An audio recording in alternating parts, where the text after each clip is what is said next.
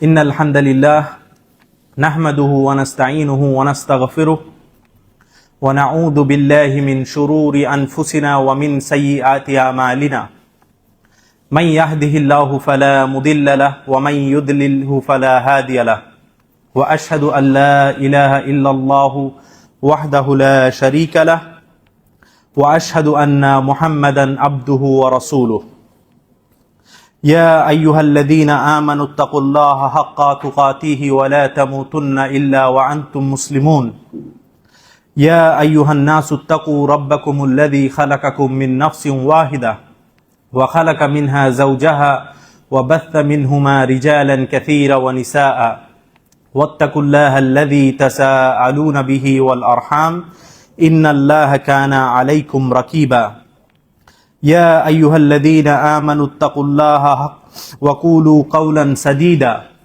يصلح لكم أعمالكم ويغفر لكم ذنوبكم ومن يطع الله ورسوله فقد فاز فوزا عظيما فإن خير الحديث كتاب الله وخير الهدي هدي محمد صلى الله عليه وسلم وشر الأمور محدثاتها وكل محدثة بدعة وكل بدعة ضلالة وكل ضلالة في النار ربي شرح لي صدري ويسر لي أمري واحلل عقدة من لساني يفقه قولي আলহামদুলিল্লাহ, আমরা কিছুদিন পূর্বেই অনেক সুন্দর এবং মহতী একটি মাস অতিবাহিত করেছি। সেটি হচ্ছে রমাদানের মাস। এই রমাদানের মাসে আমরা সালাত পড়েছি, তারাবির সালাত পড়েছি, রোজা রেখেছি, আল্লাহ সুবহানাহু ওয়া তাআলার কাছে অঝোর চোখের পানি ফেলেছি। কিন্তু এখন সেই রমাদান মাস আর নেই, রমাদান মাস শেষ হয়ে গিয়েছে। তো এই রমাদান মাস শেষ হয়ে যাওয়ার পর আমাদের কি কোনো করণীয় আছে, নাকি আমরা আবার সেই আল্লাহর দিকে প্রত্যাবর্তন করার জন্য 11 মাস অপেক্ষা করব? সেই 11 মাস পরে আবার আল্লাহর দিকে ধাবিত হব, আবার সালাত পড়ব, আবার রোজা রাখব, আবার অঝোর যেই চোখের পানি সেগুলা আমরা ফেলব? না, আল্লাহ সুবহানাহু ওয়া তাআলা কোরআনুল কারীমে বলেন, ওয়া'বুদ রাব্বাকা হাত্তা ইয়াতিয়াকাল ইয়াকিন। আর তোমরা তোমাদের মৃত্যু আসা পর্যন্ত আল্লাহ সুবহানাহু ওয়া তাআলার ইবাদত করতে থাকো। রমাদান হয়তোবা শেষ হয়ে গিয়েছে, কিন্তু আল্লাহ সুবহানাহু ওয়া তাআলার ইবাদত এর কোনো শেষ নেই। আমাদেরকে আমাদের মৃত্যু পর্যন্ত আল্লাহ সুবহানাহু ওয়া তাআলার ইবাদত করেই যেতে হবে। এই আয়াতের মধ্যে আমি একটা জিনিস বলে দিতে চাই, সেটা হচ্ছে যেই শব্দটি ব্যবহৃত হয়েছে সেটি হচ্ছে ইয়াকিন। ওয়া'বুদ রাব্বাকা হাত্তা ইয়াতিয়াকাল ইয়াকিন। ইয়াকিন শব্দের অর্থ কি কেউ কি বলতে পারবেন? ইয়াকিন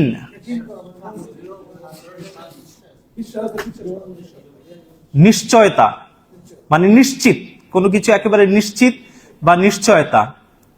তো আমি অনুবাদ কি করেছি? মৃত্যু।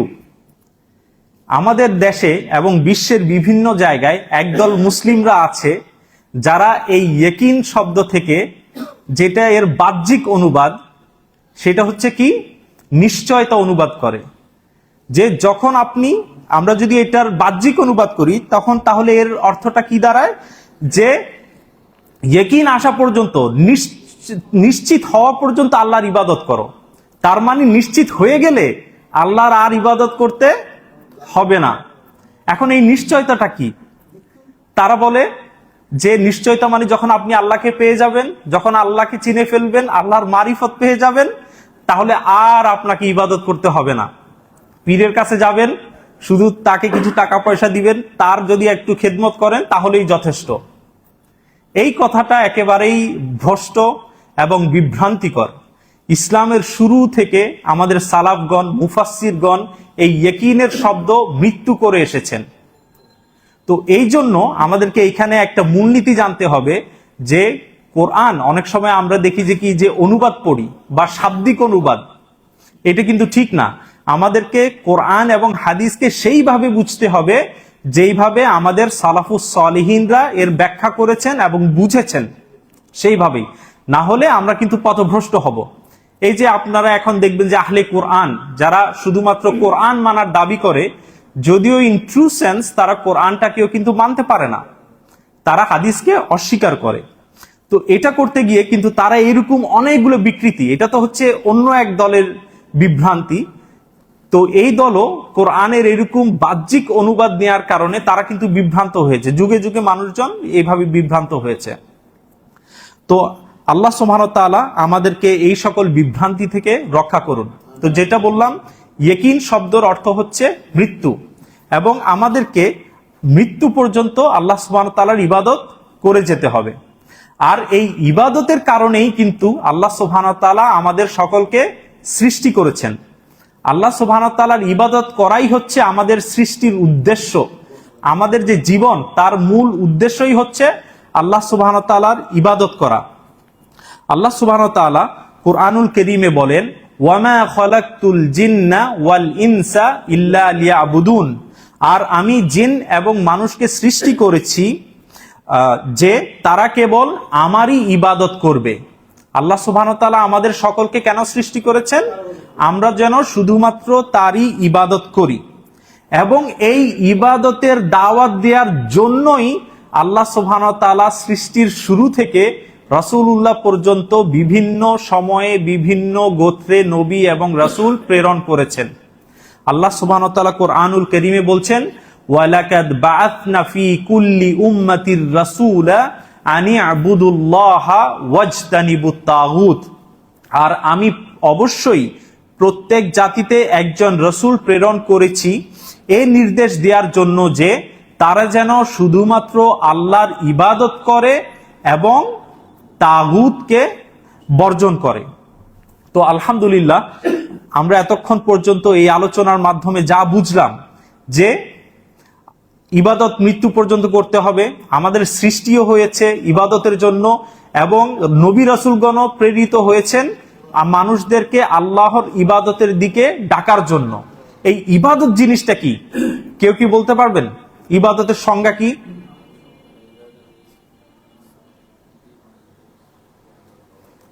জাযাকাল্লাহু খাইরান। তো এই ইবাদতের সংজ্ঞা দিতে গিয়ে ইমাম ইবনু তাইমিয়া রাহিমাহুল্লাহ তিনি বলেন, আল ইবাদাতু হিয়া ইসমুন জামিউন লিকুল্লি মা ইউহিব্বুহুল্লাহু ওয়া ইয়ারদাহু মিনাল আকওয়ালি ওয়াল আফআলিজ যাহিরাতি ওয়াল বাতিনা, যে ইবাদত হচ্ছে এমন একটি ব্যাপক বিষয় বা এমন একটি ব্যাপক পরিভাষা যার মধ্যে আল্লাহ সুবহানাহু ওয়া তাআলা যে সমস্ত কথা ও কাজ তিনি পছন্দ করেন এবং যেগুলোর দ্বারা তিনি সন্তুষ্ট হন, সেই সবগুলো বিষয়ই এর অন্তর্ভুক্ত, হোক এই কথা ও কাজ বা এই বিষয়গুলো হোক সেগুলো গোপনে বা প্রকাশ্যে। মানে আমরা যা কিছুই আল্লাহ সুবহানাহু ওয়া তাআলার সন্তুষ্টির জন্য করি সেটাই হচ্ছে ইবাদত। এখন এই ইবাদত যে আমরা করব, এটা কিভাবে করব? এই ইবাদত কবুল হওয়ার শর্তগুলো কি কি?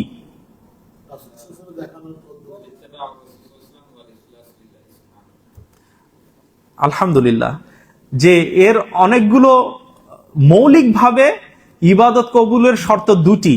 এই দুটিকে অনেকেই বিস্তারিত ব্যাখ্যা করতে গিয়ে অনেকে 25টা পর্যন্ত নিয়ে এসেছেন। তো মৌলিক দুটি, যেই দুটি রিকোয়ারমেন্ট, সেই দুটি হচ্ছে ইখলাস, আর দ্বিতীয়টি হচ্ছে মুতাবা বা ইত্তেবায়ে রাসূল। এখন ইখলাস হচ্ছে যে আমরা যত সকল ইবাদত করব, এই সব কিছু শুধুমাত্র আল্লাহ সুবহানাহু ওয়া তাআলার জন্য করব। আমরা এর মধ্যে কোনো ধরনের শরীক স্থাপন করব না। আমরা আল্লাহ সুবহানাহু ওয়া তাআলার সাথে কোনো ধরনের শরীক স্থাপন করব না, শিরক করব না। এবং শিরক তো শুধুমাত্র যে ইবাদত অন্য কারোর জন্য করা তা না, যেমন রিয়া, এটাও এক ধরনের শিরক। মানে আপনি একটা ইবাদত করছেন কিন্তু সেটা লোক দেখানোর জন্য করছেন, তো সেটাও এক ধরনের শিরক। তো আল্লাহ সুবহানাহু ওয়া তাআলা আমাদেরকে এমন সকল ধরনের শিরক থেকে আল্লাহ সুবহানাহু ওয়া তাআলা বাঁচিয়ে রাখুন। আর মুতাবা বা ইত্তেবায়ে রাসূল হচ্ছে যে আমরা যা কিছু করব সেটা শুধুমাত্র রাসূলুল্লাহ সাল্লাল্লাহু আলাইহি সাল্লাম যেইভাবে করেছেন, যেই পদ্ধতিতে তিনি করেছেন শুধুমাত্র সেই পদ্ধতিতেই আমরা করব। তো এই দুটি শর্ত একেবারেই বেসিক এবং গুরুত্বপূর্ণ, এবং এই দুটিকেই ভাগ করে অনেকের একাধিক করেন। যেমন শুধুমাত্র আল্লাহর জন্য করতে হবে মানে মুসলিম হতে হবে, তারপর হচ্ছে শুধুমাত্র আল্লাহর জন্য করতে হবে যথা তাওহীদের সাথে করতে হবে। তাওহীদ মানে কি? তার মধ্যে শিরক থাকতে হবে না, তো অলরেডি 2-3টা হয়ে গিয়েছে। সুন্নতের অনুযায়ী হতে হবে, তার মানে কি? তার মধ্যে বিদআত থাকতে পারবে না। 5টা, হারাম বক্ষণ করা যাবে না আপনার ইবাদত বা দোয়া কবুলের জন্য। তো এইভাবে এইগুলোকে ভাগ করে এই দুটাকেই অনেকগুলো বিস্তারিত করে ফেলে আর কি, কিন্তু মৌলিকভাবে এই দুটাই। এখন আমরা আল্লাহ সুবহানাহু ওয়া তাআলার তো ইবাদত করব, কিভাবে করব? না ওইটা ঠিক আছে, কিন্তু আমার প্রশ্নটা ভিন্ন, যে আল্লাহ সুবহানাহু ওয়া তাআলা ইবাদত করতে বললেন, আমার ভালো লাগছে না কিন্তু তারপরও করলাম, তাহলে কি হবে? নিয়ত আর ইখলাস একই, যে শুধুমাত্র আল্লাহর জন্য করা।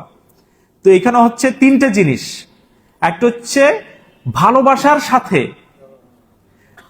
ভালোবাসার সাথে জান্নাতের আশায় জাহান্নামের ভয়, এই 3টে জিনিস থাকতে হবে। যে আমরা যেন আল্লাহ সুবহানাহু ওয়া তাআলার প্রতি ভালোবাসার জন্য তাকে ইবাদত করি, এবং তার শাস্তি থেকে বাঁচার ভয়ের জন্য করি, এবং তার যে জান্নাত রয়েছে তার আশায় করি। এর মধ্যে যদি কোনো একটা মিসিং থাকে তাহলে আপনি যে কোনো একটা বিভ্রান্ত ফিরকার মধ্যে পড়ে যাবেন।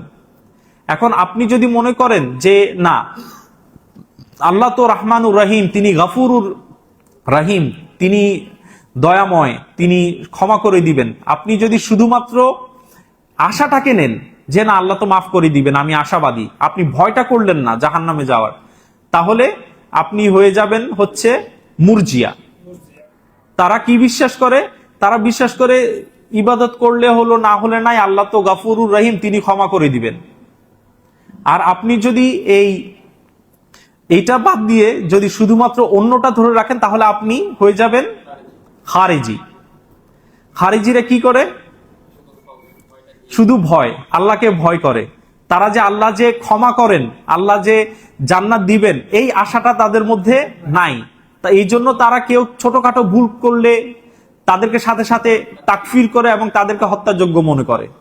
এইটা তো এই 3টে জিনিসের উপমা আলেমগণ এইভাবে দিয়েছেন যে এটা একটা পাখির মতো, যে পাখির যে শরীর আর মাথা, এটা হচ্ছে আল্লাহ সুবহানাহু ওয়া তাআলার ভালোবাসার জন্য, আর যেই 2 ডানা রয়েছে, একটা হচ্ছে আশা আর একটা হচ্ছে ভয়। এই 3টার সমন্বয়ে পাখি যেরকম উড়ে বেড়ায়, এইভাবেই আমাদেরকে ইবাদতগুলো করতে হবে।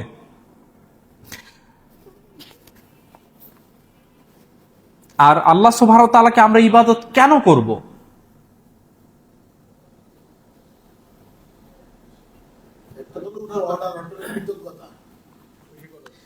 প্রথমত হচ্ছে যে তিনি যিনি এর যোগ্য,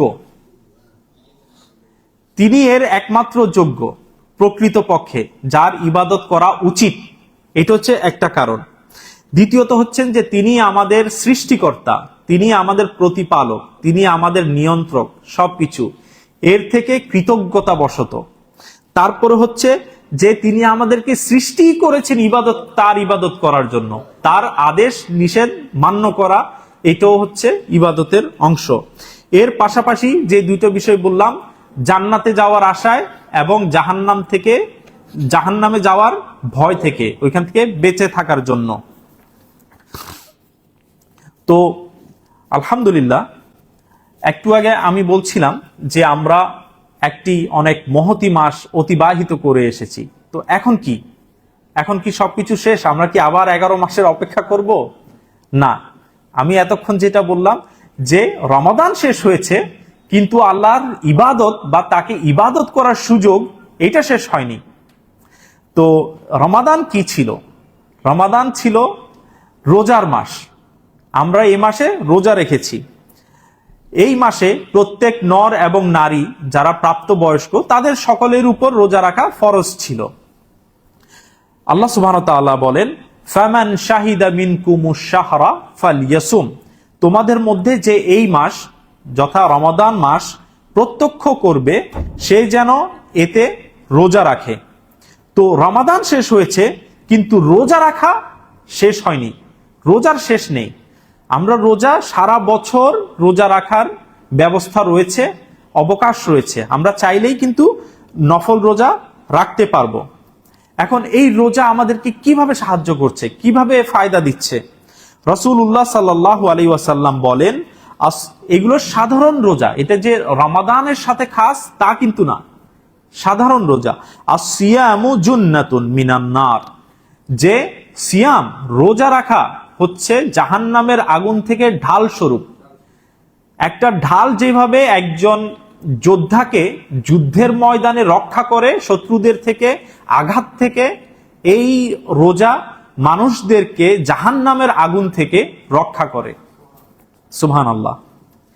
আর এই রোজা কিয়ামতের দিন আমাদের জন্য সুপারিশ করবে। রাসূলুল্লাহ সাল্লাল্লাহু আলাইহি ওয়াসাল্লাম বলেন, আসিয়ামু ওয়াল কুরআনু ইয়াশফাআনি লিল আবদি ইয়াউমিল কিয়ামাতি ইয়াকুলু সিয়ামু আয় রব্বি মানা'তুহু আত-তা'আমা ওয়াশ শাহওয়াতি বিন নাহারি ফাশাফিনি ফিহি ক্বালা ফায়ুশাফাআনি। তো রোজা এবং কোরআন কিয়ামতের দিন বান্দার জন্য আল্লাহ সুবহানাহু ওয়া তাআলার কাছে সুপারিশ করবে। রোজা আল্লাহ সুবহানাহু ওয়া তাআলাকে বলবে, হে আমার রব, হে আমার প্রতিপালক, আমি তাকে দিনের মধ্যে ক্ষুধার্ত রেখেছি, খাদ্য এবং তার প্রবৃত্তি থেকে তাকে বিরত রেখেছিলাম, তাই তার ব্যাপারে আপনি আমার সুপারিশ গ্রহণ করুন, অর্থাৎ আপনি তাকে ক্ষমা করে দিন, আপনি তাকে জান্নাত দান করুন। তখন তাদের উভয়ের সুপারিশই আল্লাহ সুবহানাহু ওয়া তাআলা কবুল করবেন। তো আমরা কি বুঝলাম? যে রোজার মাধ্যমে আমাদের গুনাহসমূহ ক্ষমা হয়, এই রোজার মাধ্যমে এই রোজা আমাদের জন্য আল্লাহ সুবহানাহু ওয়া তাআলার কাছে ইন্টারসিড করবে, শাফাআত করবে। এখন সেই রোজাগুলো কি কি, আমরা কখন কখন রোজা রাখতে পারি? সেই রোজাগুলোর একটি হচ্ছে শাওয়ালের 6 রোজা। যেমন এখনো শাওয়াল মাস চলছে, আরো কিছুদিন বাকি আছে। তো রাসূলুল্লাহ সাল্লাল্লাহু আলাইহি ওয়াসাল্লাম বলেছেন, মান সামা রমাদান সুম্মা আতবাআহু সিত্তাম মিন শাওয়াল কানা কাসিয়ামিদ দাহর, যেই ব্যক্তি রমাদানের সিয়াম পালন করলো তারপরে সে শাওয়ালের 6টি রোজা রাখলো, এটি অ্যাজ ইফ সে সারা বছর বা সারা, একটি হাদিসে এসেছে সারা বছর রোজা রাখার সমান, আর একটি হাদিসে এসেছে এটি তার সারা জীবন রোজা রাখার সমতুল্য। এখন এটা সারা বছর রোজা রাখার সমতুল্য কিভাবে? এইভাবে হাদিসই পাওয়া যায়, এটা যে আলেমরা বের করেছে ওইরকম কিছু না, হাদিসের মধ্যেই আছে যে সবকিছু আল্লাহ সুবহানাহু ওয়া তাআলা সকল নেকি 10 গুণ করে তিনি প্রতিদান দেন। তো আমরা যদি একদিন রোজা রাখি সেটা আল্লাহ সুবহানাহু ওয়া তাআলা 10 গুণ, 10 দিনের সওয়াব দিবেন। সেইভাবে যদি আমরা 30 দিন রোজা রাখি তাহলে সেটা হবে 300 দিন। আর তারপরে যদি শাওয়ালের 6টি রোজা রাখি তাহলে সেটা হবে 60 দিন। তাহলে টোটাল 360 দিন রোজা রাখার আমরা সওয়াব পাচ্ছি। এখন অনেকে হয়তো ভাবতে পারে, আমরা তো জানি বছরে 365 দিন, এখানে তো 5 দিন কম হচ্ছে।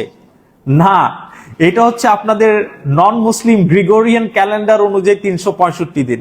আমাদের ইসলামিক ক্যালেন্ডার অনুযায়ী যে লুনার ক্যালেন্ডার রয়েছে সেটা হচ্ছে 354 বা 55 দিন বছরে। তো 360 দিন অবশ্যই 54 এবং 55 থেকে বেশি। এখন আরেকটা সন্দেহ আসতে পারে যে রোজা তো মাঝে মধ্যে 29 দিনও হয়, তখন 29 দিনের হবে কত? 290, আর 6 দিন 60, তাহলে তো হলো 250। আর একটু আগে বললাম যে ইসলামিক লুনার ক্যালেন্ডারে হচ্ছে 354 বা 55, এখানে তো 3-4 দিন আবার কম পড়ে যাচ্ছে। এখানেও রাসূলুল্লাহ সাল্লাল্লাহু আলাইহি সাল্লাম হাদিসের মধ্যে স্পষ্ট করে দিয়েছেন যে কোন রোজার মাস যদি 29ও হয় তাহলে আল্লাহ সুবহানাহু ওয়া তাআলা সেটাকে 30 দিনের সমপরিমাণই ধরবেন এবং 30 দিনের সওয়াব তিনি দান করবেন। সুবহানাল্লাহ।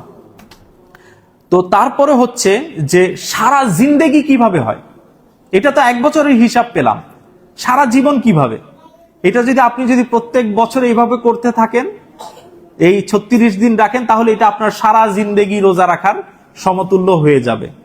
এখন এই বিষয়ে যদি আরো মানে এই শাওয়ালের উপরে একটা ডিটেল বক্তব্য দেয়া যায় কিন্তু, যে কবে রাখতে হবে, যে আমাদের কিছু অনেকের রোজা ছুটে যায়, ফরদ রোজা, সেইগুলোর আগে রাখবো পরে রাখবো, এইগুলো কি অন্যান্য নফল রোজার সাথে রাখা যাবে কিনা, তো এইগুলো বিস্তারিত আলোচনা করা যাবে। এই বিষয়ে আমি দেখলাম নাসিল ভাইয়ের একটা ভালো বক্তব্য আছে নেটে, যদি শাওয়ালের রোজার ব্যাপারে দেখতে চান আপনারা ওইটা দেখতে পারেন, ইঞ্জিনিয়ার এনামুল হক আঙ্কেলের ছেলে নাসিল ভাইয়ের। তারপর হচ্ছে আরাফার দিনের রোজা। আরাফার দিনের রোজা জিলহজ্জের 9 তারিখ।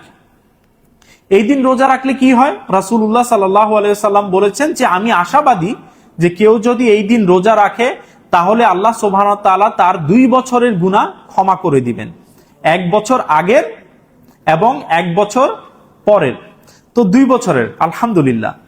তারপরে হচ্ছে আশুরার রোজা। আশুরা হচ্ছে মুহররমের 10 তারিখ, আশারা মানে সুবহানাল্লাহ। আপনারা যদি এই ইতিহাস পড়েন এটা নিয়েও কনফিউশন আছে, অনেকে আশুরার রোজা বলতে 9 তারিখকেও অনেক আলেমগণ বলেছেন, যদিও আশুরা আশারা 10 থেকে আসে, একেবারেই স্পষ্ট। তারপরও তো রাসূলুল্লাহ শুরুর দিকে শুধুমাত্র একদিনই রোজা রাখতেন, কিন্তু এই একই দিন ইহুদিরাও রোজা রাখে। কেন? আল্লাহ সুবহানাহু ওয়া তাআলা মুসা আলাইহিস সালাম এবং তার কওমকে ফিরাউনের হাত থেকে রক্ষা করেছিলেন। ওইটা কি আনন্দের দিন নাকি দুঃখের দিন? ওইটা আনন্দের, কৃতজ্ঞতার দিন। কিন্তু আমাদের কাকতালীয় ভাবে, যদিও কাকতালীয় শব্দটা বলা অনেকে ভুল বলেছেন, যে তাকদীরের অনুযায়ী ওই একই দিনেই হুসাইন আলাইহিস সালামেরও হত্যা হয়।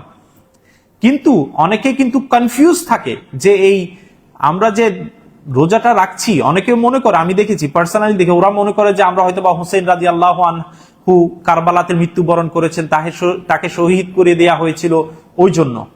আবার অনেকে মনে করেন না, এই দিন কোনো ধরনের হাসি বা খুশি বা উৎসব করা যাবে না, যদিও এইটা হচ্ছে আল্লাহ সুবহানাহু ওয়া তাআলার প্রতি কৃতজ্ঞতা থেকে খুশির একটা দিন, যে এই দিন আল্লাহ সুবহানাহু ওয়া তাআলা মুসা আলাইহিস সালাম এবং তার কওমকে ফেরাউনের হাত থেকে তিনি রক্ষা করেছিলেন এবং ফেরাউনকে ডুবিয়ে মেরেছিলেন। তো আমরা যেন এই দিন রাখি। তো এই দিন রোজা রাখার ফজিলতটা কি? এই দিন রোজা রাখার ফজিলত হচ্ছে যে রাসূলুল্লাহ সাল্লাল্লাহু আলাইহি ওয়াসাল্লাম বলেছেন যে এই দিন যদি কেউ রোজা রাখে তাহলে আমি আশাবাদী যে আল্লাহ সুবহানাহু ওয়া তাআলা বান্দার পূর্ববর্তী 1 বছরের গুনাহসমূহ ক্ষমা করে দিবেন। তো যেটা বললাম যে প্রথমে একদিনই রোজা রাখতেন 10 তারিখ, কিন্তু যখন ইহুদিরা রাখতো তাদের সাথে বিরোধিতা করার জন্য, তাদের থেকে আলাদা হওয়ার জন্য রাসূলুল্লাহ সাল্লাল্লাহু আলাইহি ওয়াসাল্লাম বলেছেন আমরা যেন 10 তারিখের সাথে 9 তারিখও রোজা রাখি। তো এই জন্য আলেমগণ অনেক সময় এর থেকে ইস্তেদলাল করে থাকেন যে যেহেতু উদ্দেশ্য হচ্ছে যে তাদের বিরোধিতা করা বা তাদের থেকে ভিন্নতা পোষণ করা, সেই জন্য কেউ যদি 9 তারিখে নাও রাখতে পারে সেই যেন 10 তারিখের সাথে 11 তারিখ রেখে নেয়। তারপর হচ্ছে শাবান মাসের রোজা। রাসূলুল্লাহ সাল্লাল্লাহু আলাইহি ওয়াসাল্লাম রমাদানের পরে সবচেয়ে বেশি রোজা রাখতেন হচ্ছে শাবান মাসে। আর হাদিসের মধ্যে পাওয়া যায় যে এই শাবান মাসে উম্মতের মুসলিমদের যে আমলনামা সেটা আল্লাহ সুবহানাহু ওয়া তাআলার কাছে উপস্থাপন করা হয়, এবং রাসূলুল্লাহ সবসময়ই আমল করতে পছন্দ করতেন, সেটা রোজা হোক নামাজ হোক, যখন তার আমল আল্লাহ সুবহানাহু ওয়া তাআলার কাছে উপস্থাপন করা হয়। তারপরে হচ্ছে সাপ্তাহিক 2 দিন, সোমবার এবং বৃহস্পতিবার। এই 2 দিন রোজা রাখার ফজিলত কি এবং আমরা কেন রাখি বা রাসূলুল্লাহ কেন রাখতেন?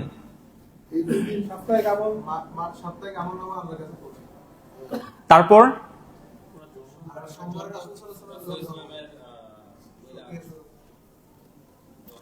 আলহামদুলিল্লাহ যে এই দিন রাসূলুল্লাহ সাল্লাল্লাহু আলাইহি ওয়াসাল্লাম জন্মগ্রহণ করেছিলেন। এখন আমাদের দেশে একজন লোক আছেন যারা রাসূলের জন্মবার্ষিকী পালন করেন, তারা কিন্তু এইটাকে দলিল হিসেবে দেন। এখন আমাদের কথা হচ্ছে কেউ যদি এটাকে রাসূলের জন্মবার্ষিকী পালন করার জন্য দলিল হিসেবে গ্রহণ করে তাহলে আমাদের আপত্তি নেই।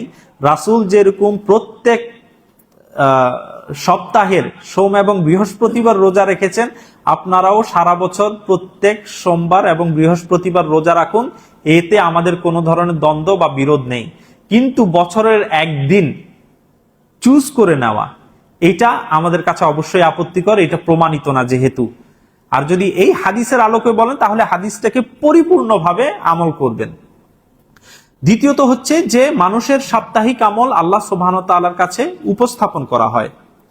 তৃতীয়, জান্নাতের দরজাসমূহ খুলে দেয়া হয়। এবং আরেকটা মজার বিষয় আছে, সেটা হচ্ছে আল্লাহ সুবহানাহু ওয়া তাআলা মুশরিক এবং মুশাহিন ব্যতীত সকলকে ক্ষমা করে দেন। এইটা কোন আমলের সাথে সাদৃশ্যপূর্ণ? এরকম আরেকটা আছে, কপিক্যাট, মানে ডুপ্লিকেট একটা আছে, লাইলাতুন নিসফি মিন শাবান, যে শাবানের মধ্য রজনীতে আল্লাহ সুবহানাহু ওয়া তাআলা শেষ আসমানে নেমে আসেন, জান্নাতের দরজাসমূহ খুলে দেওয়া হয় এবং আল্লাহ সুবহানাহু ওয়া তাআলা প্রত্যেক মুশরিক, শিরককারী, যে আল্লাহর সাথে অংশীদার স্থাপন করে, এবং মুশাহিন হচ্ছে ওই ব্যক্তি যে তার মুসলিম ভাইদের প্রতি হিংসা বিদ্বেষ পোষণ করে, এই দুই ক্যাটাগরির লোকজন ব্যতীত আল্লাহ সকলের গুনাহ ক্ষমা করে দেন। লাইলাতুন নিসফি মিন শাবান বা শবে বরাতের ওই হাদিসটা প্রমাণিত না, তাই আমরা ওইটাকে মানি না, কিন্তু এটা প্রমাণিত। আপনি যদি ওইটাকে এই ফজিলতের কারণে পালন করতে চান তাহলে এটা তো প্রত্যেক সপ্তাহেই আপনি এই সুযোগটা পাচ্ছেন। আপনি কেন বছরের একদিনের মধ্যে সীমাবদ্ধ থাকতে চাচ্ছেন? আপনি তো সুযোগটা যেহেতু প্রত্যেক সপ্তাহেই পাচ্ছেন, প্রত্যেক সপ্তাহেই নেন। কি যে এই 2 দিন বান্দার আমলসমূহ আল্লাহর কাছে উপস্থাপন করা হয় এবং রাসূলুল্লাহ চাইতেন যে তিনি তার আমলসমূহ আল্লাহর কাছে এমন অবস্থায় উপস্থাপন করা হোক যখন তিনি রোজা অবস্থায়। তারপরে হচ্ছে আইয়ামে বীজ, প্রত্যেক মাসের 13, 14 এবং 15। এইটার ফজিলত কি? এটার ফজিলত হচ্ছে যে আল্লাহ সুবহানাহু ওয়া তাআলা এর বিনিময়ে এটা অ্যাজ ইফ সে পুরো মাস, পুরো বছর সে রোজা রেখেছে। এই তিনটা হচ্ছে স্পেসিফিক্যালি প্রত্যেক 13, 14, 15। আরেকটা হাদিস আছে যেখানে বলেছেন প্রত্যেক মাসের যে কোনো 3 দিন। এখন অনেকে আলেমরা আবার বলেন যে কি, যে না, ওইটা হচ্ছে আমভাবে মাসের 3 দিন এইখানে খাস করে দেয়া হচ্ছে, সেই 3 দিনই হচ্ছে এই 13, 14, 15। আবার অনেকে বলেছেন না, 13, 14, 15 আলাদা, এই 3 দিন আপনি যদি চান আলাদা আবার 3 দিন রাখতে পারবেন। আল্লাহ সুবহানাহু ওয়া তাআলার কাছে তার যেই নিয়ামতের বা তার যেই রিওয়ার্ডের ভান্ডার কিন্তু কমতি নেই, তিনি দিতে পারবেন ইনশাআল্লাহ। তো এইটা এক বছর কিভাবে, এইটার হিসাবও কিন্তু সেম।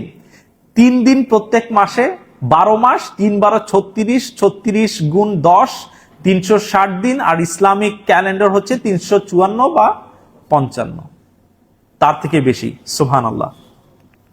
তো রোজা হচ্ছে আল্লাহ সুবহানাহু ওয়া তাআলার জন্য। রাসূলুল্লাহ সাল্লাল্লাহু আলাইহি ওয়াসাল্লাম বলেন যে, আল্লাহ সুবহানাহু ওয়া তাআলা বলেন যে কুল্লু আমালি ইবনি আদম লাহু ইল্লা সাওমা ফাইন্নাহু লি ওয়া আনা আজজি বিহি, যে আদম সন্তানের প্রতিটি আমল তার নিজের জন্য, তবে রোজা ব্যতীত নিশ্চয়ই তা আমার জন্য এবং আমি তাকে নিজে প্রতিদান দিব এর জন্য। তো আল্লাহ সুবহানাহু ওয়া তাআলা বলছেন যে এই রোজাটা শুধুমাত্র আল্লাহর জন্য এবং আল্লাহ নিজেই এর প্রতিদান আমাদেরকে দান করবেন। আলহামদুলিল্লাহ। অন্যান্য আমল লোক দেখানো হয়, মানে আমরা লোকদের সামনে করি, কিন্তু এই রোজা এমন একটা জিনিস, আপনি কখন লুকিয়ে একটু পানি খেয়ে ফেললেন বা কি করলেন এটা কিন্তু কেউ জানবে না। তো এটা যে শুধুমাত্র আপনি আল্লাহর জন্য করছেন তা এর মাধ্যমে প্রমাণিত হয়। তো আলহামদুলিল্লাহ। তো রোজা কি? রোজা হচ্ছে, রোজা বলতে তো আমরা দুইটা বুঝি বাংলায়। রমাদান হচ্ছে রোজার মাস, তারপরে রমাদান হচ্ছে সালাতের মাস, বেশি বেশি সালাত পড়া, নফল নামাজ পড়ার মাস। রাসূলুল্লাহ সাল্লাল্লাহু আলাইহি ওয়াসাল্লাম বলেছেন, মান কামা রমাদান ঈমানান ওয়া ইহতিসাবান গুফিরা লাহু মা তাকাদ্দামা মিন যামবিহি, যে ব্যক্তি ঈমানের সাথে সওয়াবের আশায় রমাদানে সালাত আদায় করে তার পূর্ববর্তী সকল গুনাহসমূহ ক্ষমা করে দেয়া হয়। তো এই রমাদান শেষ হয়েছে, কিন্তু এই ফজিলত পাওয়ার সুযোগ এখনো রয়ে গিয়েছে। রমাদান শেষ হয়েছে কিন্তু সালাত শেষ হয়নি, আমরা এখনো সালাত পড়তে পারবো। সেগুলো কি? ফরজ সালাত টু বিগিন উইথ, ফরজ সালাত পড়তেই হবে, সর্বাবস্থায়, ওইটা নিয়ে আমি আলোচনা করছি না আজকে। যে আল্লাহ সুবহানাহু ওয়া তাআলা তার বান্দাদের সর্বপ্রথম যেই জিনিসের হিসাব নেবেন তা হচ্ছে সালাত, ফরজ সালাত। সেটা যদি ঠিক থাকে তাহলে তার অন্যান্য আমলও ঠিক থাকবে। অর্থাৎ যদি কোনো ব্যক্তি সালাত না পড়ে তাহলে ওর অন্যান্য আমলগুলো কবুল হবে না। সালাত হচ্ছে প্রিরেকুইজিট। আপনি যত আমল করবেন, এই যে আল্লাহর জন্য করছেন, রাসূলের পদ্ধতিতে করছেন, তারপরে একটা রিকোয়ারমেন্ট কি, আমল গ্রহণযোগ্য হওয়ার জন্য সালাত ফরজ সালাতগুলো আপনার থাকতে হবে। কিন্তু এর বাহিরে আমরা কি কি নফল নামাজ পড়তে পারি? তো আমি ভেবেছিলাম যে আপনাদের জন্য হয়তোবা একটা লিস্ট বানিয়ে নিয়ে আসব। পরে লিস্ট বানাতে গিয়ে দেখি 30-40 ধরনের সালাত আছে। তো পরে ভাবলাম না, এতগুলো নিয়ে তো আলোচনা করা যাবে না, ওইটা আলাদা একটা টপিকই হয়ে যায়। তো আমরা যেটা শুরু করতে পারি যে প্রত্যেক দিন আমরা ফরজ সালাতগুলো আদায় করব। তারপরে হচ্ছে প্রতিদিন যেই 12 রাকাত, যেটাকে সুনানার রাওয়াতিব বলা হয়, সেইগুলো আমরা আদায় করব। সেগুলো তো আপনারা সবাই জানেন। কে বলতে পারবে সেই 12 রাকাত সালাত কি কি?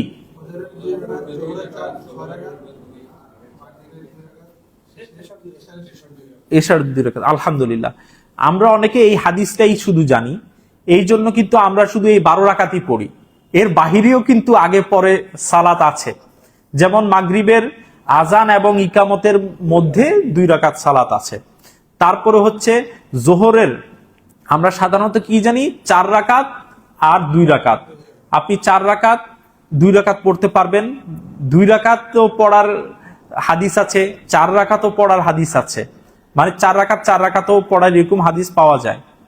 তো এরকম আরো অনেকগুলো হাদিস আছে, ওইদিকে আমি যাচ্ছি না। তো প্রথমত হচ্ছে যে 12 রাকাত, এই 12 রাকাত সালাত আদায় করলে কি হবে? জান্নাতে একটা ঘর নির্মাণ করে দিবেন, সুবহানাল্লাহ। তারপরে হচ্ছে তাহাজ্জুদ সালাত। এটাকে বিভিন্ন সময়ের উপর নির্ভর করে বিভিন্ন নাম ইউজ করা হয়। তাহাজ্জুদ, উইতর, তারপর হচ্ছে রমাদানের সময় তারাউই শব্দটা আমরা ব্যবহার করি, যদিও এই সবগুলোই হচ্ছে কিয়ামুল লাইল, রাতের নামাজের অন্তর্ভুক্ত। তো আমরা যারা কোরআন এবং সহিহ সুন্নাহ অনুসরণ করি, আমরা 8+3, 8+1, 10+1 বা 13 এরকম অনেক পাওয়া যায়। তো এগুলো আমরা যদি আদায় করি তাহলে আল্লাহ সুবহানাহু ওয়া তাআলা কি করবেন? আমরা এই তাহাজ্জুদ কেন পড়ব? কি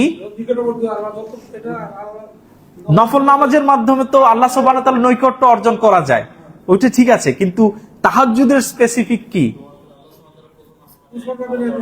আল্লাহ সুবহানাহু ওয়া তাআলা শেষ আসমানে নেমে আসেন এবং আল্লাহ সুবহানাহু ওয়া তাআলা জিজ্ঞেস করেন কার কি লাগবে, যে যা চাইবে আমি তাকে তা দিব। এই জন্য রাসূলুল্লাহ সাল্লাল্লাহু আলাইহি ওয়াসাল্লাম এই সময় সালাত আদায় করতেন এবং আল্লাহর কাছে চাইতেন। তারপর আরো অনেকগুলো সালাত রয়েছে, যেমন ইশরাকের 2 রাকাত সালাত রয়েছে। তারপরে চাশ বা দুহার, এটা 12 রাকাত পর্যন্ত পড়া যায়, এইগুলো রয়েছে, আলহামদুলিল্লাহ। তারপরে রমাদান হচ্ছে ক্ষমার মাস। রাসূলুল্লাহ সাল্লাল্লাহু আলাইহি ওয়াসাল্লাম বলেন, মান সামা রমাদান ঈমানান ওয়া ইহতিসাবান গুফিরা লাহু মা তাকাদ্দামা মিন যামবিহি। ক্ষমার মাস, যেই ব্যক্তি রোজা রাখে ঈমানের সাথে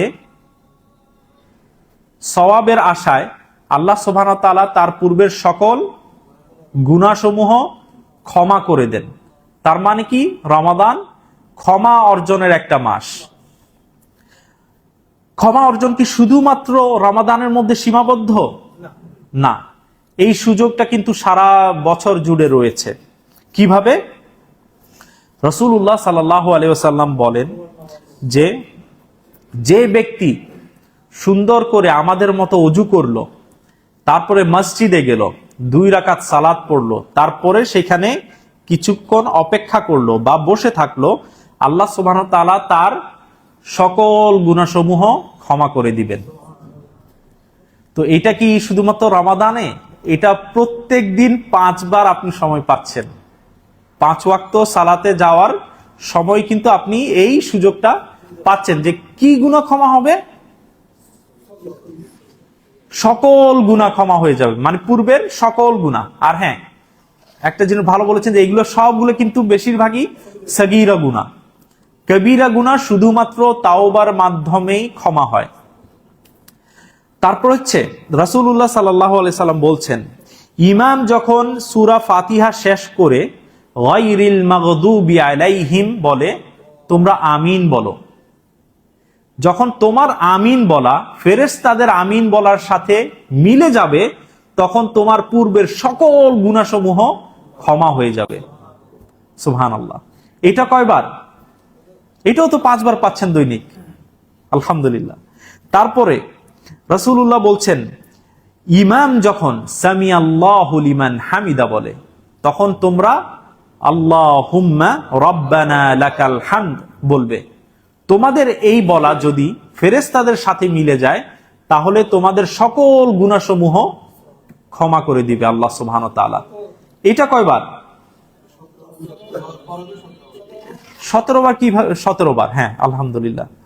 তারপর হচ্ছে রাসূলুল্লাহ সাল্লাল্লাহু আলাইহি সাল্লাম বলেন, যে ব্যক্তি খাবার শেষে এই দুআটি পড়ে, আলহামদুলিল্লাহিল্লাযী আত'আমানি হাযা আত-তা'আমা ওয়া রাযাকানিহি মিন গায়রি হাওলিন মিন্নি ওয়ালা কুওয়াত, যেই ব্যক্তি এই দোয়াটি পড়বে খাবারের পরে, তার সকল গুনাহসমূহ ক্ষমা হয়ে যাবে। আপনি দৈনিক কয়বার খাবার খান? যতবার খাবার খান, তারপরে যতবার এই দোয়াটি পড়বেন, আপনার সকল গুনাহসমূহ ক্ষমা হয়ে যাবে। তারপরে রাসূলুল্লাহ সাল্লাল্লাহু আলাইহি ওয়াসাল্লাম বলছেন, যে ব্যক্তি নতুন কাপড় পরে, যে ব্যক্তি নতুন কাপড় পরার সময় এই দুআটি পড়ে, আলহামদুলিল্লাহিল্লাযী কাসানি হাযা আত-তাওবা ওয়া রাযাকানিহি মিন গায়রি হাওলিন মিন্নি ওয়ালা কুওয়া, যে ব্যক্তি নতুন জামা পরার সময় এই দুআটি পড়ে, তার সকল গুনাহসমূহ আল্লাহ সুবহানাহু ওয়া তাআলা ক্ষমা করে দিবেন। তো রমাদান কি? একটা ক্ষমার মাস, কিন্তু এই ক্ষমাটা শুধুমাত্র রমাদানের মধ্যে লিমিটেড না। এই যে আমি 5টা পয়েন্ট বললাম, এটা কিন্তু আপনার প্রত্যেক দিন আপনি এই একই ফজিলত পাওয়ার সুযোগ রয়েছে, আলহামদুলিল্লাহ। তারপরে হচ্ছে রমাদান হচ্ছে কুরআনুল কারীমের মাস। আল্লাহ সুবহানাহু ওয়া তাআলা এই কুরআনুল কারীমকে লাইলাতুল কদরের রাত্রিতে অবতীর্ণ করেছেন। আল্লাহ সুবহানাহু ওয়া তাআলা বলেন, শাহরু রমাদানাল্লাযী উনজিলা ফীহিল কুরআন হুদাল লিন-নাসি ওয়া বায়্যিনাতিম মিনাল হুদা ওয়াল ফুরকান, যে রমাদান মাস, এতে কোরআন নাজিল করা হয়েছে মানুষের হিদায়াতের জন্য এবং হিদায়াতের স্পষ্ট নিদর্শন ও সত্যাসত্যের পার্থক্যকারী রূপে। তো আল্লাহ সুবহানাহু ওয়া তাআলা কোরআনুল কারীমকে রমাদানে নাজিল করেছেন। তো রমাদান হচ্ছে কোরআন নাজিলের মাস। রমাদান মাসে এই জন্য সালাফগণ তারা শুধুমাত্র কোরআনের সাথেই লেগে থাকতেন। আমাদের অনেক বড় বড় আলেমগণ ছিলেন, ইমামগণ ছিলেন, তারা পড়াতেন ছাত্রদেরকে। রমাদান মাসে সবকিছু বন্ধ, শুধুমাত্র তারা কোরআন নিয়ে পড়ে থাকতেন। একটা তো হচ্ছে সালাত, সালাতের মধ্যেও কোরআন পড়তেন, বাহিরেও সারাক্ষণ কোরআন পড়তে থাকতেন।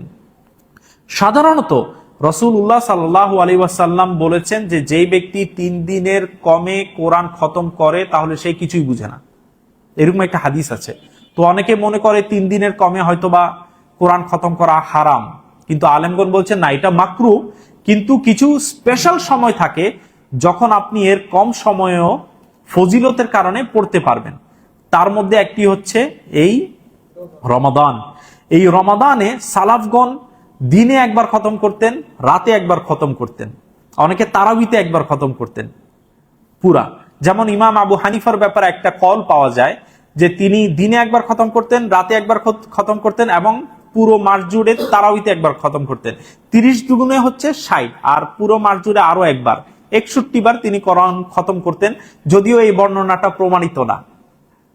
কিন্তু ইমাম শাফেঈ রাহিমাহুল্লাহর ব্যাপারে এই বিষয়ে সহিহ সনদে একটি বর্ণনা পাওয়া যায়। ইমাম শাফেঈ নিজে বলেন যে, আমি রমাদান মাসে 60 বার কোরআন খতম করতাম, 60 টাইমস।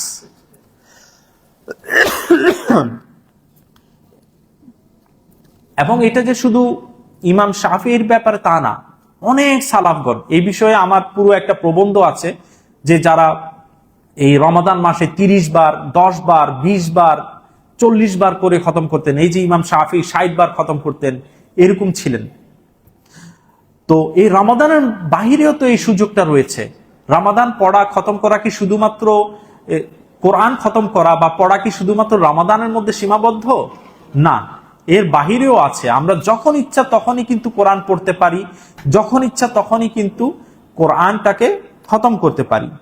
রাসূলুল্লাহ সাল্লাল্লাহু আলাইহি ওয়াসাল্লাম বলেছেন, খায়রুকুম মান তাআল্লামাল কুরআনা ওয়া আল্লামাহু, যে তোমাদের মধ্যে সর্বোত্তম সর্বশ্রেষ্ঠ ব্যক্তি হচ্ছে সেই ব্যক্তি যে কোরআন শিখে, নিজে শিখে এবং অন্যকে শেখায়। এবং এই কোরআনুল কারীমও কিয়ামতের দিন, আমি কিন্তু একটু আগে একটা হাদিস পড়েছি, সেখানে কিন্তু উল্লেখ ছিল যে এই কোরআনুল কারীম কিয়ামতের দিন বান্দাদের জন্য সুপারিশ করবে। রাসূলুল্লাহ সাল্লাল্লাহু আলাইহি ওয়াসাল্লাম বলেছেন, আসিয়ামু ওয়াল কুরআনু ইয়াশফাআনি লিল আবদি ইয়াউমিল কিয়ামাতি ইয়াকুলুল কুরআনু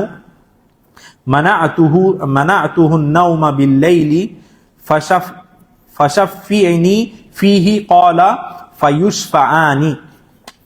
রোজা ও কোরআন কিয়ামতের দিন বান্দার জন্য সুপারিশ করবে। এর আগে আমি রোজার ব্যাপারে বলেছি, এখন কোরআন আল্লাহকে বলবে, হে আমার রব, হে আমার প্রতিপালক, আমি তাকে রাতে ঘুমানো থেকে বিরত রেখেছি, নিদ্রা থেকে বিরত রেখেছিলাম, সে সারা রাত ধরে কোরআন তিলাওয়াত করেছে, তাই আপনি তার ব্যাপারে আমার সুপারিশ গ্রহণ করুন। উদ্দেশ্য হচ্ছে কি, আপনি তাকে ক্ষমা করে দিন, আপনি তাকে জান্নাত দান করুন, তখন তাদের উভয়ের সুপারিশই গ্রহণ করা হবে। অর্থাৎ আল্লাহ সুবহানাহু ওয়া তাআলা তাদের শাফাআত গ্রহণ করবেন এবং সেই ব্যক্তিকে গুনাহ ক্ষমা করে দিবেন বা জান্নাত দান করবেন। তাই আমাদের সকলের উচিত যে মিনিমাম মাসে 1 বার থেকে 10 বার, আমরা হয়তোবা রাসূলের ওই আমলটার বাহিরে গেলাম না, তিনি যে 3 দিনের একটা লিমিটেশন দিলেন, আপনি 3 দিনেই খতম করেন ম্যাক্সিমাম। তো যদি 3 দিনে করেন, মাসে কত, 10 দিন, আর না হলে মাসে 1 দিনই খতম করেন, অসুবিধা নেই। আপনার নিজস্ব সামর্থ্য অনুযায়ী, সময় অনুযায়ী 1 থেকে 10 বার খতম করেন। আর এর থেকেও ভালো হচ্ছে যদি আপনি কুরআনুল কারীমকে খতম করার পাশাপাশি এটার অর্থ বুঝার চেষ্টা করেন, অর্থ বুঝে বুঝে পড়েন। কারণ ইভেনচুয়ালি এই কোরআনটা কিন্তু নাজিল হয়েছে শুধুমাত্র পড়ার জন্য না, মানে পড়ার জন্য না বলতে এই তিলাওয়াত করার জন্য না, এইটা নাজিল হয়েছে আমরা যেন এটাকে পড়ি, এটাকে বুঝি এবং এইটার অনুযায়ী যেন আমরা আমাদের জীবনটাকে গড়ি, জীবন পরিচালনা করার জন্য কিন্তু এটা নাজিল হয়েছে। কিন্তু আমরা অনেকেই এইটাকে শুধুমাত্র ওই তিলাওয়াতের মধ্যেই সীমাবদ্ধ করে রেখেছি। ওইটাতেও সওয়াব রয়েছে, আল্লাহ সুবহানাহু ওয়া তাআলা মাহরুম করবেন না, কিন্তু মূল উদ্দেশ্য হচ্ছে কোরআন পড়া, কোরআন বুঝা, জানা এবং সেই অনুযায়ী আমাদের জীবনটাকে গড়ে তোলা।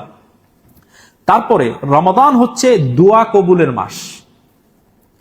রাসূলুল্লাহ সাল্লাল্লাহু আলাইহি ওয়াসাল্লাম বলেন, সালাসাতুন লা তুরাদ্দু দাওয়াতুহুম আস-সাইমু হাত্তা ইফতিরু ওয়াল ইমামুল আদিলু ওয়া দাওয়াতুল মাজলুম। যে 3 শ্রেণীর মানুষের দোয়া আল্লাহ সুবহানাহু ওয়া তাআলা কখনো রদ করেন না, কখনো প্রত্যাখ্যান করেন না। 1 নাম্বার আস-সাইমু, একজন রোজাদার ব্যক্তি যতক্ষণ পর্যন্ত সে রোজা অবস্থায় থাকে, যতক্ষণ পর্যন্ত সে ইফতার না করে, এই অবস্থায়। আমাদের দেশে অনেকে মনে করে ইফতারের সময়টাতেই হয়তোবা শুধু দোয়া করতে হবে, না, এই হাদিসের অনুযায়ী সে যতক্ষণ পর্যন্ত রোজা অবস্থায় থাকবে ততক্ষণ সে এই দোয়ার ফজিলতটা পাচ্ছে, সুযোগটা পাচ্ছে। কি সেটা কি, তার দোয়া প্রত্যাখ্যিত হবে না, আল্লাহ সেটা গ্রহণ করবেন বা কবুল করবেন। দ্বিতীয়, ন্যায়পরায়ণ শাসকের দোয়া এবং মাজলুমের দোয়া, অর্থাৎ অত্যাচারিত ব্যক্তির দোয়া। রমাদান শেষ হয়েছে, এটা রমাদানের সাথে সম্পৃক্ত একটা হাদিস, কিন্তু রমাদানের বাহিরেও কিন্তু দোয়ার ব্যবস্থা রয়েছে। দোয়া কিন্তু আমরা যখন চাই তখনই কিন্তু করতে পারি, কিন্তু তারপরও এমন কিছু সময় রয়েছে যখন দোয়া করলে আল্লাহ সুবহানাহু ওয়া তাআলা সেই দোয়া কবুল করেন, সেই দোয়া প্রত্যাখ্যান করেন না। তেমন কিছু সময় হচ্ছে আজান ও ইকামতের মধ্যবর্তী সময়। এই সময় মানুষ দোয়া করলে আল্লাহ সুবহানাহু ওয়া তাআলা তার দোয়া কবুল করেন। দ্বিতীয়টি হচ্ছে আজানের সময় এবং তৃতীয়টি হচ্ছে যুদ্ধ শুরু হওয়ার সময়। এই দুটো জিনিস একই হাদিসেই এসেছে যে যখন সালাতের জন্য আজান দেয়া হয় এবং যখন যুদ্ধের জন্য সারিবদ্ধ হওয়া হয়, তখন যারা দোয়া করে তাদের দোয়া আল্লাহ সুবহানাহু ওয়া তাআলা প্রত্যাখ্যান করেন না। চতুর্থ, বৃষ্টি হওয়ার সময়, যখন বৃষ্টি হয় তখন আল্লাহ সুবহানাহু ওয়া তাআলা যখন কেউ দোয়া করে তা কবুল করেন।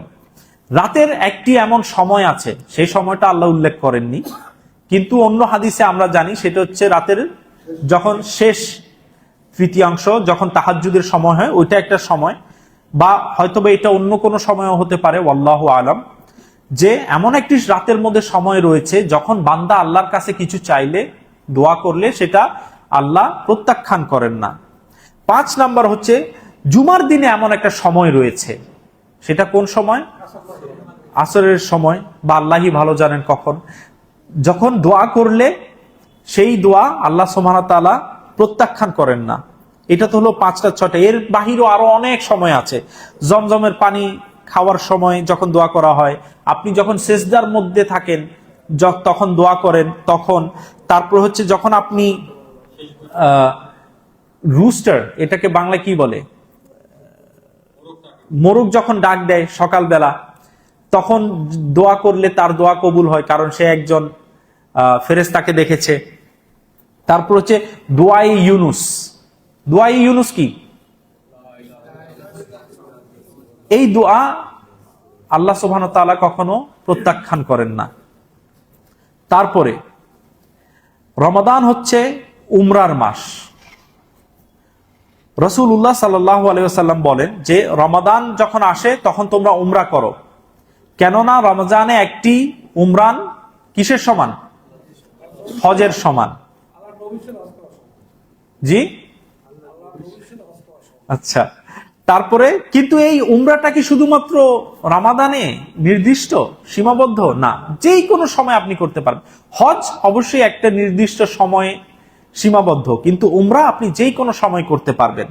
রাসূলুল্লাহ সাল্লাল্লাহু আলাইহি সাল্লাম বলছেন, আল উমরাতু ইলাল উমরাতি কাফফারাতুন লিমা বাইনাহুমা, যে এক উমরা থেকে অন্য উমরা, ধরেন আপনি একবার উমরা করলেন, তারপরে আরেকটি উমরা করলেন, এই 2 উমরার মাঝে আপনি যত গুনাহ করবেন আল্লাহ সুবহানাহু ওয়া তাআলা আপনার সকল গুনাহ ক্ষমা করে দিবেন। এটা কাফফারা হিসেবে তিনি গ্রহণ করবেন।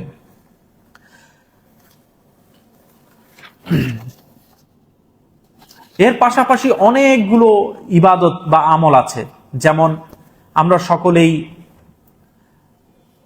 জবানের হিফাজত করেছি, আমাদের চোখের হিফাজত করেছি, আমাদের কানের হিফাজত করেছি, নফসের হিফাজত করেছি। এই হিফাজত করাগুলো কিন্তু শুধুমাত্র রমাদানের মধ্যে সীমাবদ্ধ না, এটা কিন্তু সারা জিন্দেগির জন্য, সর্বাবস্থায় আমাদেরকে এগুলা করে চলতে হবে। এখন আমরা এই আমলগুলো এতক্ষণ পর্যন্ত যে বললাম, এগুলো কিভাবে করব?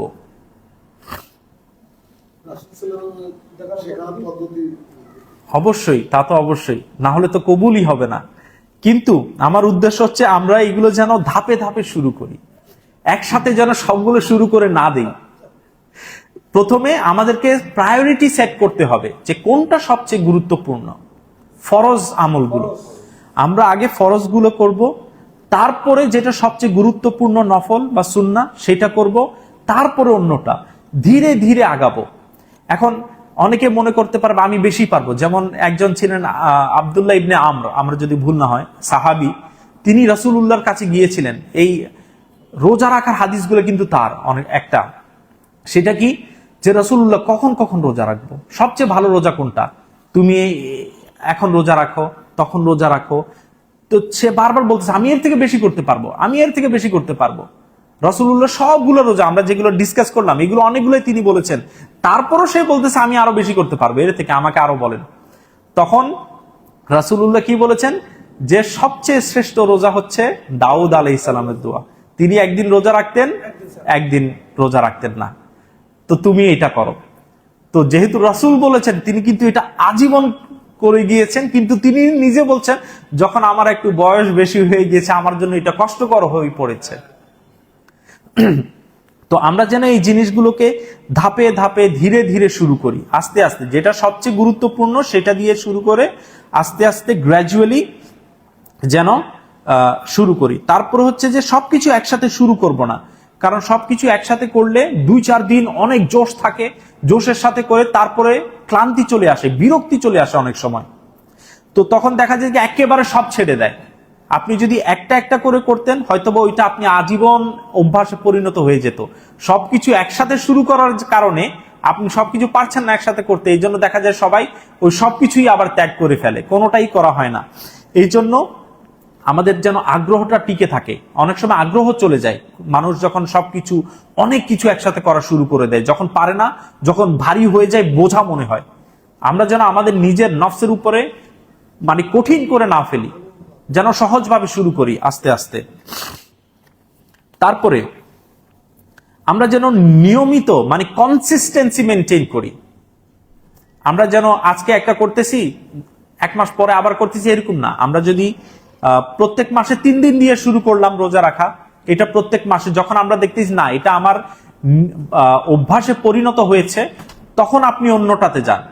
মানে কনসিস্টেন্সি মেনটেন করতে হবে। আপনি ছোট্ট একটা আমল করুন, কিন্তু সেটা ডেইলি করলে ডেইলি করুন, সাপ্তাহিক আমল হলে সাপ্তাহিক করুন, মানে লেগে থাকুন। একেবারে ছোট আমল হোক, কিন্তু লেগে থাকুন। কনসিস্টেন্সি মেনটেন করতে হবে। আপনি 1 দিন করলেন, 2 দিন করলেন, 10 দিন করলেন, তারপর ছেড়ে দিলেন, ওটার সাথে সম্পর্ক নাই, এরকম যেন না হয়। তারপর হচ্ছে এই সব কিছুর জন্য কিন্তু ধৈর্যের প্রয়োজন। ধৈর্য ধারণ করবেন, এবং আমরা আল্লাহ সুবহানাহু ওয়া তাআলার কাছে দোয়া করি যেন আল্লাহ সুবহানাহু ওয়া তাআলা আমাদেরকে সেই শক্তি, ক্ষমতা এবং ধৈর্য ধারণ করার তৌফিক দান করেন এই সকল আমল করার জন্য। তো রমাদানের পরে আরো কিছু সাধারণ আমাদের করণীয়, সময় হয়ে যাচ্ছে, শীঘ্রই শেষ করব ইনশাআল্লাহ, যে রমাদানে আমরা আমাদের জীবনটিকে অনেক সুন্দরভাবে কিন্তু গুছালোভাবে নিয়ন্ত্রণ করি। আমরা সময় মতো ঘুম থেকে উঠি, ফজরের আগে আগে উঠে যাই, সেহরি করি, তারপর হচ্ছে টাইমলি আমরা সালাত আদায় করছি, টাইম দেখে আবার ইফতার করছি, টাইম দেখে আবার তাহাজ্জুদ বা তারাউই পড়ছি, মানে সবকিছু হচ্ছে নিয়ম মাফিক চলছে। কিন্তু রমাদানের পরে আবার আমাদের এই সময়টা চলে যায়, আমরা কেন জানি টাইম মেনটেন করতে পারি না, স্কেডিউল মেনটেন করতে পারি না। তো আমরা যেন এই ভালো অভ্যাসগুলো, যে সময় দেখে সবকিছু করা, সময় মতো করা, নিয়ম মাফিক জিনিস করা, এটা যেন আমরা রমাদানের পরেও কন্টিনিউ করতে পারি। এর থেকে সবচেয়ে ভালো হবে আমরা যেন রমাদানে যেরকম টাইম মতো করি, সারা জীবনের একটা টাইম টেবিল বানিয়ে ফেলুন, যে আমি প্রত্যেক দিন রমাদানে আমি না হয় মাসে দৈনিক একটা কোরআন খতম করেছি, কিন্তু আমি মাসে একবার খতম করব, বাট দৈনিক আমি 1 পৃষ্ঠা করে কোরআন তিলাওয়াত করব, 5 মিনিট কোরআন তিলাওয়াত করব। একটা সময় বের করে নিন। এটা যদি আপনি টাইম টেবিল শিডিউল না করেন, কখনো করা হবে না। 2-4 দিন করবেন, তারপর আবার ভুলে যাবেন। তো আমাদেরকে সবকিছুই কনসিস্টেন্সি মেনটেন করতে হবে, একটা টাইম টেবিল বানিয়ে নিন।